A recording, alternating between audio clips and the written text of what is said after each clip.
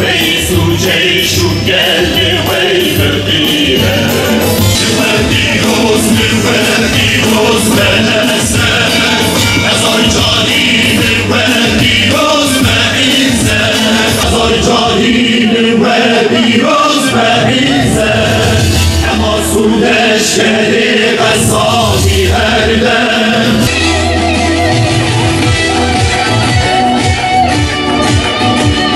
ودعتي بالجان وسير وفحتنا جرد بير وفقري بكلنا بيورنا سلام سرهندانا وير سلام لطوفانا وير استملعون هردمي قيانهم بسالي الميدانا هردمي خيانهم هردمي خيانهم راكران عزتي جيبوي قصابيرو ناريا شهادتي ناريا شهادتي رزا ومؤمنا رمي تبا düşmana selam liderle gazze mizarun berujina mizarun berujina.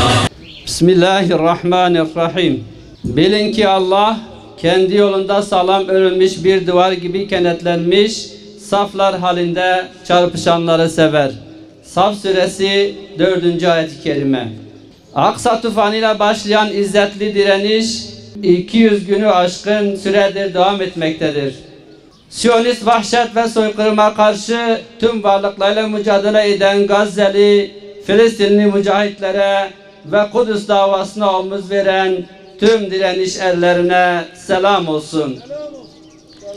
Yok olma pahasına tüm imkansızlık ve zorluklara rağmen mücahitleri bir an olsun yalnız bırakmayan kahraman Gazze halkına ayrıca buradan selam olsun.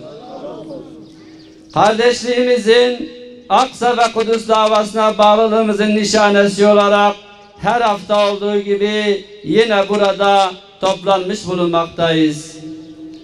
Gazze ve Filistin'deki katliam ve soykırımlarla yetinmeyen işgalci Siyonistler bölgeyi hatta dünyayı ateş çemberine atma pahasına diğer İslam beldelerine de saldırmışlardır. Mütecaviz ve cüretkar tutum ve politikalarla kural ve hukuk tanımadan Yemen, Lübnan, Suriye ve İran'a saldırılar düzenleyen Siyonistlerin tüm Müslümanlar için ne kadar büyük tehdit olduğu bir kez daha açıkça ortaya çıkmıştır. Tüm Müslümanların bir an önce aralarındaki ihtilaf ve sorunları bir kenara bırakarak habis hükmündeki Siyonist terör şebekesini söküp atması dini, vicdani ve tarihi bir zorunluluk ve görev haline gelmiştir. Bu gerçeğe rağmen ulusal çıkarlar, mezhepsel ve ırkî refleksler vesaire nedenlerle Müslümanların Siyonist ve destekçileri olan müstekbirlere karşı birleşmek yerine birbirleriyle uğraşmaları ve hatta birbirlerine karşı düşmanca tavır ve söylemler geliştirmeleri kabul edilebilir bir durum değildir. Gün hep birlikte Allah'ın ipine sarılma günüdür. Gazze ve Filistin'deki mücadele, Aksa ve Kudüs davası ümmetin vahdeti için bulunmaz bir fırsattır. Bu fırsat asla ve asla heba edilmemelidir. Gelinen noktada Müslümanlar arasında fitneye, ayrışmaya sebebiyet verecek her söylem ve fiilin Kudüs davasına zarar vereceği ve Siyonist emmellere hizmet edeceği de asla unutulmamalıdır. Hele Siyonist rejimin Gazze'deki soykırım politikasının yeni merhalesi olarak planladığı refah harekatı için hazırlık yaptığı ABD ve diğer destekçileriyle işgali genişletme ve kalıcı hale getirmeyi planladığı ortadayken Müslümanların tüm imkan ve enerjilerini birleştirerek topyekün harekete geçmeleri dışında başka çıkar bir yol bulunmamaktadır. Kudüs'ü, Gazze'yi sürekli olarak gündemimizin ilk sırasına koyarak sabır, sebat ve ihlasla yürütülecek bir mücadelenin Allah'ın izni ve yardımıyla bizi zafere ulaştıracağından asla ve asla şüphemiz olmamalıdır. Peygamber Sevdaları Vakfı olarak Filistin'i başkenti Kudüs olan doğusu ve batısıyla bölünmez bir bütün ve İslam'ın mukaddes toprakları olarak görüyoruz. Canımızla, malımızla, kanımızla ve evladı iyalimizle ilk kıblemiz Mescid-i Aksa'nın ve Müslüman kardeşlerimizin yanındayız. Filistin'in ve Mescid-i Aksa'nın özgürlüğüne giden her meşru eylemin yanındayız ve destekçisiyiz. Bu yolda üzerimize düşen her türlü fedakarlığı da yapmaya hazırız. Bismillahirrahmanirrahim. Elhamdülillahi Rabbil alemin. Nasiru ibadihil mücahidin. Muzillil keferati vel müşrikin.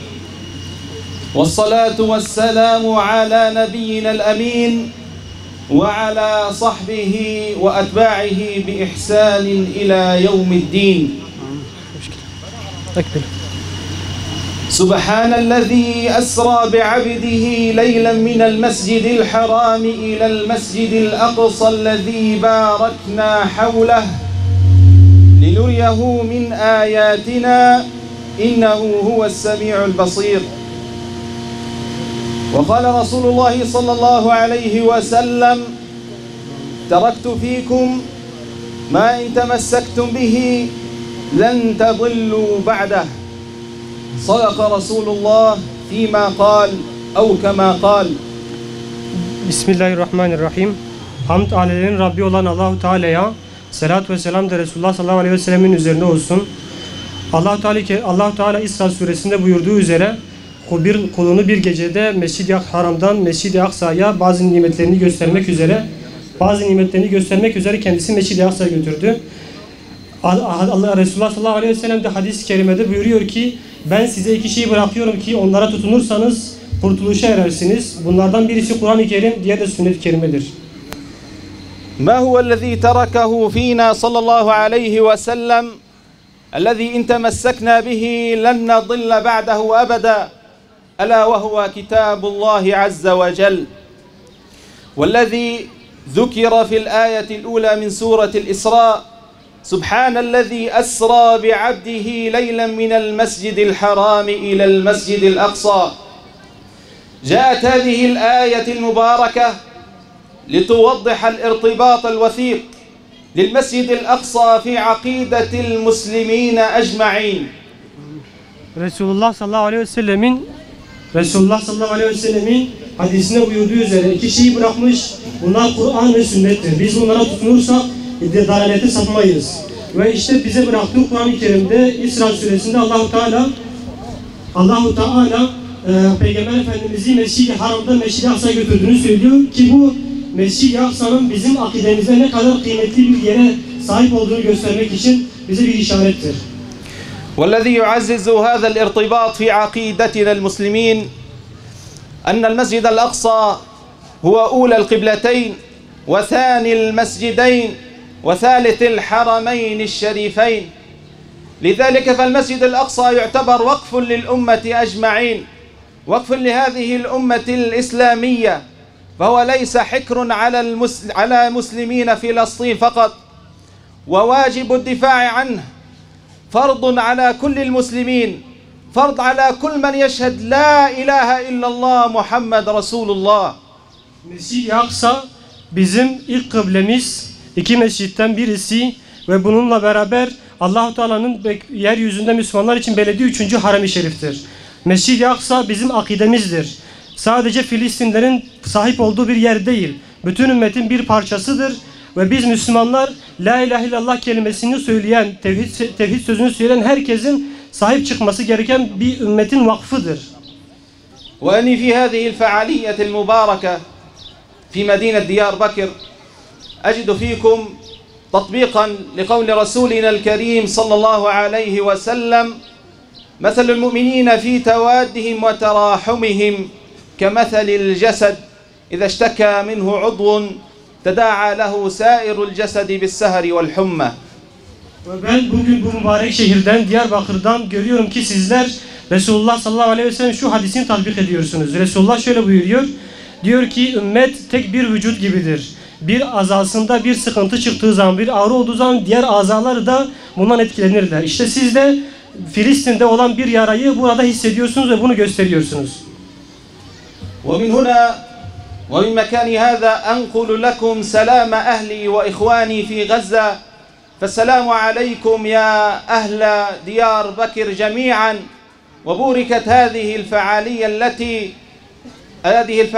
المتجددة التي من شأنها الضغط على هذا العدو الصهيوني المتمرد لوقف هذه الإبادة الجماعية التي يتعرض لها إخوانكم الفلسطينيين في غزة والضفة وفلسطين. İşte ben buradayım Gazze'li olarak. Size Gazze'deki kardeşlerinizden, direnişten selam getirdim. Diyarbakır halkını hepsini Allah'ın selamıyla selamlıyorum. Esselamu Aleyküm ve Rahmetullah. Biz sizin burada toplanma amacınızı biliyoruz. Siz İsrail'in Gazze'deki Filistin'deki kardeşlerinize yaptığı baskıları telin etmek, lanetlemek için buradasınız. وفي ظل غطرسة هذا العدو الصهيوني وضربه في الحائط لكل المبادرات التي تدعو لوقف هذه الإبادة الجماعية في حق إخوانكم الفلسطينيين في غزة ووقف الاقتحامات وتدنيس المسجد الأقصى المبارك ندعوكم وأنقل لكم رسالة أهلي وإخواني في غزة أن نحثكم على تكثيف مثل هذه الفعاليات وتطويرها لتصبح وسيلة ضغط فاعلة على هذا العدو الصهيوني لأجل وقف هذه الإبادة الجماعية التي يتعرض لها الفلسطينيين في غزة والضفة. Ve bu azgın, saldırgan İsrail'in saldırıların durdurulması adına, baskı yapması adına bu yaptığınız basın açıklaması çok kıymetli bir yer teşkil ediyor. Ancak bu tür basın açıklamalarının ve gösterilerin daha fazla arttırılması gerekiyor. Bizler Gazze'de, Filistin'de oradaki kardeşleriniz katliama maruz kalıyorlar. Hiçbir sınır tanımadan çok ciddi bir katliam yapılıyor. Gece gündüz insanlar orada ölüyorlar. Bunun için bunun gibi kıymetli ve değerli basın açıklamalarınızı, yürüyüşlerinizi daha fazla artırıp belki desteğimizi daha fazla arttırmak ve Siyonistlere bir baskı yapmak gerekiyor ki bu saldırılar durabilsin.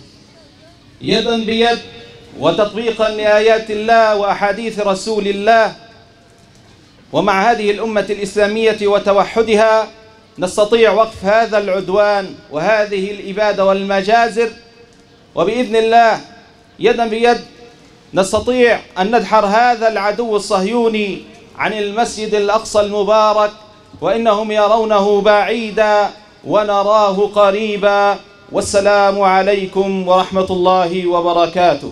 Bizler el ele vererek ve birleşerek bir araya gelerek vahdeti belki gerçekleştirerek, çünkü Filistin davası insanları birleştiren bir davadır. Bir araya gelerek bu Siyonistlerin bu çirkin saldırılarını ve işgalini belki sonlandırabiliriz. Onlar bu zaferin uzak olduğunu görüyorlar ancak biz zaferi yakın görüyoruz. Sizi Allah'ın selamıyla selamlıyorum. Esselamu Aleyküm ve Rahmetullahi ve Berekatuhu.